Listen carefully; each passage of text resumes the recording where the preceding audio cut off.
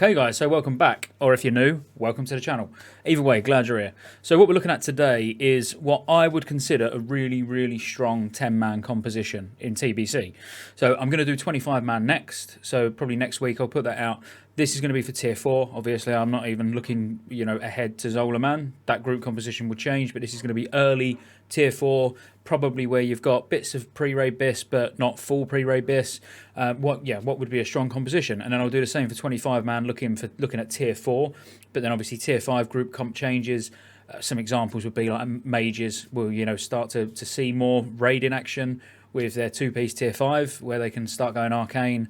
So as you go through the tiers, the composition that you want does change slightly. 10-man, probably not so much, although the difference between ZA and Karazhan is obviously drastic. It's really big. So the compositions between those two probably will have more changes than the 25-mans, if I'm honest with you. So before we go any further, if you don't know already, I stream over on Twitch, Scottejaye87, link in the description. It's good fun, it's good bounce, like we have a few beers, we do some TBC raiding, a little bit of Classic occasionally, not really focusing much on Classic until phase 6 comes out though. But we just have a laugh. So come on over, yeah, Scottejaye87. Look forward to seeing you there. So how I've done this is, you can see the little board up the top there. So we're going to fill that board with 10 specs, or classes and specs. So I'm gonna base it on early game, so early tier 4. You've not been 70 long. Maybe all you've done is literally done your attunement and just picked a few bits of crafted gear up and stuff like that. We're going to go with 2 tanks, 3 healers and 5 DPS. But then I'm also going to give you, well, what I would do if you had 2 strong healers or the content in Classic TBC, which, let's face it, it's probably not going to be that difficult. But if it's less difficult than the likes of Karazhan, what we're playing on at the moment, the server by Atlantis, which is basically quite close to what we perceive to be Blizz-like, but with pre-nerf, so pre-nerf content, which is quite challenging. So if we was to get that, you probably want 3 healers. If it's easy, you want 2. I'll give you the 3rd healer, which I would boot out, and what DPS I would put in their place. So look, I've been running, for anyone who watches me over on Twitch, I've been running Karazhan on, well, 2 different servers now, 2 different TBC private servers for months and months on end, with various different compositions. We've been with 4 hunters in the group, we've been with 3 warlocks, we've been with multiple shadow priests, you know what I mean? At some point or another, we've had various different groups. Now, I appreciate there is loads of options, and I'm not telling you this is the best setup that you can possibly get. What I've made is a balanced setup. Well, I've not made it yet. We're gonna do it now between us. We're gonna fill the board up with what we want. Everybody knows early on in the game, hunters, due to be able to get 4-piece beast lord, so they get pretty much their bis for ages just from dungeons. They do good damage, very good damage. However, if you stack the right classes, and they're all buffing each other, the damage is going to be quite close to hunters, maybe better from some classes, better than hunters. Now, an easy option would be 5 BM hunters, don't get me wrong. You're going to struggle with certain boss encounters because you lack certain things, but that's what we're going to talk about. So I would say the best way to build us the perfect comp is to go boss by boss in Karazhan and really think about what we need on each boss, and then make sure we can try and get at least one of those in the raid, which this will make more sense as we go along. So if we look at Ataman first, the only thing with Ataman that you really need is a decurse. You just need a decurse, that's it. So we've got an option between 2. So we've got either the mage or we've got a druid. Now, arguably, you might want to take the mage. You don't want too much melee, if any, really, in Karazhan. The less the better. There's not really any fight where you're like, oh, we need a couple of melee, other than pre-nerf Nightbane, which we will be talking about a little bit. I would take a druid, and I would specifically, talking this early, we're talking, it might be the first week of Karazhan, I would take a boomkin. Now, if you watch me on Twitch, you probably sat laughing because you know that I am playing a boomkin on Karazhan, but think about it. 3% hit for the ranged and the melee. Now, all we're really worried about here is the tanks, because the tanks will be going so hard at being crit immune that they've probably not got any hit. So that 3% hit's going to give them a lot of threat. We're probably going to end up with a hunter. He's going to get 3% hit. Spoiler alert, we won't have any melee. So the other thing, the other things that you're going to get from bringing a boomkin opposed to taking a mage. If you take a mage, you're going to get decent damage, don't get me wrong, but boomkins do actually do good damage if you're itemised right. Well, it's not even if you're itemised right, it's if you get lucky and pray to R and Jesus and get loads of crits. But you're going to bring in Innovate, Combat Res, obviously your normal buffs like Mark of the Wild and Fawns, etc. But yeah, we're going to start with Boomkin, we'll move on. So there's no other real requirements for Ataman other than a decurse, and I'm going to be completely honest, it's not really a requirement. You can do without a decurse completely, but we're just going to say you're going to at least decurse your tanks and then maybe your top DPS just to make the fight a little bit quicker. So we'll see how this group progresses over time anyway. So moving on to Morrows. Now Morrows, I know we didn't mention tanks on Ataman. You do need 2 tanks, obviously. For Morrows, a prop paladin's quite useful. Well, very useful because they're all undead, etc. Yeah, good damage. But the main thing is bringing Blessing of Protection. So somebody gets a bleed on them if you don't know already, then you can Blessing of Protection to get rid of it. So we're gonna fill our first tank spot now with a prop paladin. Obviously, blessings for the group is amazing anyway, and yeah, paladins are solid single target tanks, but amazing for AoE tanks. So they're going to make the trash tomorrow's a lot easier because it is a bit of a pain on the stairs, to be fair. And then on Morrows as well, obviously the main thing is controlling the ads, so we want some CC. So best CCs for Morrows is Shackles, without a shadow of a doubt. So we're going to Shadow. We'll put a Shadow Priest in. We'll bring a Shadow Priest. So obviously that's going to bring some mana regen for healers or mana using DPS, so Boomkin's going to make good use of it. But also now you've got a Shackle. We'll also say we want another Shackle. So 2 Shackles makes, obviously, Morrows very, very easy. So let's also bring in our first healer. So we'll go for a Holy Priest, but IDS spec specifically. So that's sort of a Holy Disc hybrid type spec, but really, really good. Great at AoE heals, single target heals, all round great. But now gives our Boomkin some extra spell power. The healer some more healing. Obviously, the prop paladin's going to get some spell power, so more threat. So ultimately just quite a useful healing spot to fill that's going to benefit everybody. Also, because we've got prop paladin, they can fear one of the ads if needed. So you could literally shackle 2, fear 1, nuke 1, kill the feared 1, keep the other 2 shackled all the way through a fight. That's an option. So basically, with these 4 that we've got, you can more or less control all the ads. Obviously, we need another tank in there. I'll tell you what, so let's get the other tank in there now. My preference would be a druid.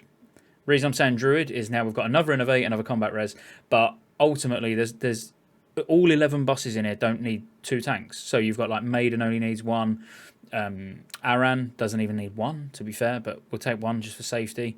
Even Prince doesn't need 2 tanks. So you really want a tank that on the fly without dual spec can jump in and do some good damage. So we're going to have a feral off tank that's going to be tanking the 2 boss fights, DPS, and the single target tank fights. So we've now got our 2 tanks, 1 healer, and we've got 2 DPS. There's not really any other requirements on Morrows. There's certain things that make it easier, but we've sort of got a good core of this group so far that we're ready to look at the next boss. Okay, and then sort of moving on to Maiden. So Maiden, there's not really much in the way of DPS that we want to add to the roster. The nice thing is we've got the feral tank, so because it's only a 1 tank fight, the feral can go cat the whole way through. As I say, we won't add any DPS, but what we will add is a healer. So we want to add a Holy Paladin. We put in a Holy Paladin purely because they can hand a sacrifice to tank, so when it does the repentance, you've not got to worry about dancing in and out and possibly a chain, a holy chain lightning bolty thing, what Maiden does, potentially maybe wiping your raid. So you can just have the Holy Paladin stand out, keep rank 1, hand a sacrifice on your tank, so they are still able to heal the entire time and everybody else can just sit the repentance. It makes the fight a little bit longer, but ultimately it makes it safer. But we don't need to add anything else, so we'll add a Holy Paladin onto our roster and we'll move on. So for Opera, we obviously want to cover all 3 possible fights. So you've got Romeo and Juliet, you've got Oz, and you've got Big Bad Wolf. We need nothing special for Big Bad Wolf. There's absolutely nothing that's really going to help, so we won't worry about adding anything in too much for that. But for Romeo and Juliet, it's Romulo and Julian or whatever it is, but we'll say Romeo and Juliet. You need people who can dispel the bosses, so purge or dispel magic. So we've got 2 priests that can do that, but we could get a shaman in that will make it easier because one of these priests is be healing, don't forget.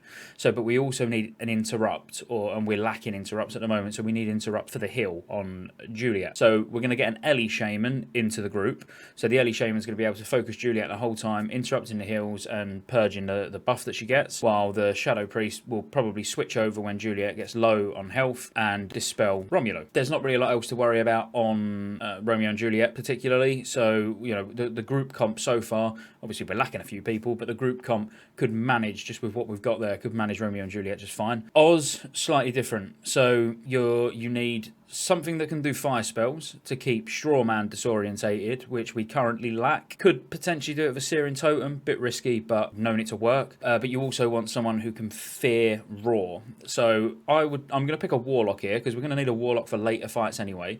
But the Warlock on its own can control 2 of these mobs, keeping Roar feared and keeping Strawman disorientated with Immolate and Searing Pain, well, just whatever you want to use. We could put a Hunter in, so a Hunter can scare Beast on Raw. We're fine on tanks. There's very little to worry about here, so the Warlock's going to cover it. So now we're putting a Warlock into our group.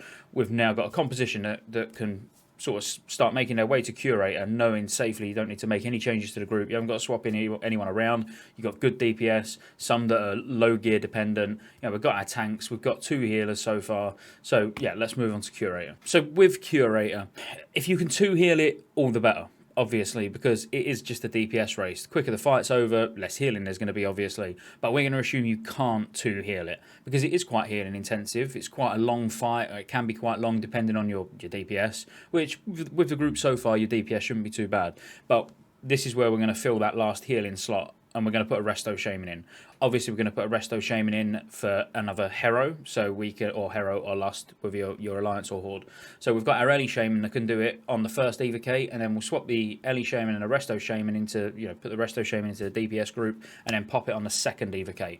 So now we've got, big burst, and that's all this fight's about, really, being able to do big burst damage in short periods. There's no other particular DPS that I want to add in at the moment, but as I said, a Resto Shaman will come in handy, even though it's not got a spell hit, for interrupts, so its rank 1 Earth Shocks are going to be slightly less reliable, or, well, a lot less reliable, let's be fair, but it will come in useful for interrupting fights later on. There's nothing really worth mentioning about Ilhoof. Our group's fine for Ilhoof. We've got the Prot Paladin, which is going to keep all the little imps on him. It'll be doing massive damage. And then we've got the Warlock standing there spamming Seed of Corruption. We've got our off tank, so the Druid, who's going to tank the big imp and then go Cat to make use of the big sort of damage buff you get on the boss from killing the imp. So, yeah, we're absolutely fine. We don't need to add anything for Ilhoof. Aran, on the other hand, we're quite light on interrupts, but we're really good on ad control. So, depending on what state it's in, and by this I mean obviously playing on Endless, you just nuked the elementals down, but playing on Karazhan, the elementals you practically can't kill. You just need to keep them CC'd, and I believe that's actually how it was back in TBC in the day. Don't get me wrong, my memory is a little bit hazy, so I can't remember 100%. But we've got a good group set up for either, whatever state Aran is in. On a classic TBC launch, the group's looking good, apart from we're lacking interrupts. So obviously the whole idea of Aran is to keep his mana higher than his health. So you're interrupting fire spells and frost spells, but not interrupting arcane, because they're channeled, so you just let him do it and you just heal through. But then at 40% you get 4 elemental spawn. So we've got a Warlock in the group who can obviously banish one, fear one. Then we've got a Druid who can potentially Cyclone. We've got a couple of Priests who can chain fears. So you only need to, they despawn after a certain amount of time anyway. So you basically just need to kill the boss quick enough that he doesn't do a Pom Pyroblast. That's the best way of describing it. His mana runs so low that he sits and drinks. He polymorphs everyone, he sits and drinks, and then does a massive amount of damage. It is survivable, but ideally you don't want to get it anyway, like at all. So we are going to need more interrupts, but we're going to fill our last spot. So really, we've got like 2 shamans who can interrupt. We've got the Druid who can feral charge. Don't get me wrong, not an overly reliable interrupt, but it will be good enough just for the frost bolts and stuff. He just goes out, sits in bear form, waits, charges in, boom. Then we've also got the Warlock could potentially use a Fell Hunter. Again, going to be at the cost of damage. It's not what I would recommend. So the Mage is going to benefit from it being a caster heavy group, Elemental Shaman, Boomkin, etc. Or we could get a BM Hunter in, who early on in Tier 4 is going to be doing far more damage and buff everybody with 3% extra damage from Ferocious Inspiration. So we're only going to be bringing the Mage for the counter spell every 24 seconds, which is nice, don't get me wrong, but I would prefer the extra damage. Hopefully the guys that you've got already in the group handling the interrupts, that will be good enough. We want more damage here just to keep its mana higher than its health, and hopefully just not get that Pyroblast or anything at all. And the other good thing that helps here is Snake Trap. So the Snake Trap will go down by the boss, and the boss can potentially target, the snakes with the spells it's casting to also reduce the amount of damage coming in. This is also a fight where it's not overly healing heavy, so you might even have your Resto Shaman majority of the time spamming Lightning Bolt and earth shocking, to interrupt whatever spell he's assigned to. It's really all about damage, even though, part of it is about control as well. So controlling the adds and controlling your interrupts. But we don't actually need to add anything else in here. We're going to stick the hunter in because the hunter's going to be bringing big damage for the entire raid. The thing I would say is it's going to probably be quite challenging to balance your groups with this setup. And what I mean by that is, your DPS are going to want the hunter in the group for the 3% damage. You might have to swap these around on sort of a boss by boss basis, but then the hunter's probably going to want to be in the group with the feral druid for the 5% crit, and obviously get like the agility totem from the resto shaman, for example. So there's you're going to have your challenges, but you will just swap the groups around, as I say, on a boss by boss basis. The only thing I will say before we go any further, I might as well just get it out of the way now. Nightbane. So depending on what state Nightbane's in. So if he's pre-nerf, this group will have great difficulty, and I mean probably not be able to kill it. I would probably go as far as saying.